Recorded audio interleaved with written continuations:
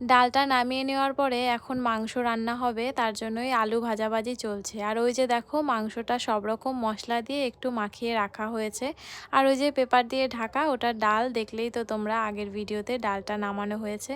আর দেখো কতগুলো আলু, এখানে আলুর পরিমাণ কিন্তু অনেকটাই বেশি, কারণ এখানে যারা আছে তাদের মধ্যে অনেকেই মাংসর থেকে মাংসর ভেতরে এই যে আলুটা দেওয়া হয় এটা বেশি ভালো খায়।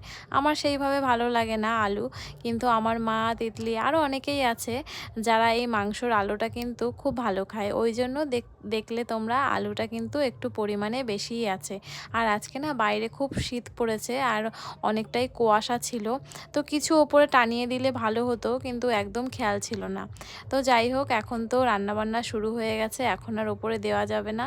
তো এই যে হাসি ঠাট্টা মজা অনেক কিছুই হচ্ছিল, ইয়ার্কি আড্ডা, তার মধ্যে দিয়ে রান্নাবান্না চলছে। আর আমরা সবাই বসে আছি কখন কষা হবে, কষা মাংস খাবো। তো চলো, পরপর ভিডিও আসবে, তোমরা দেখতে থাকো।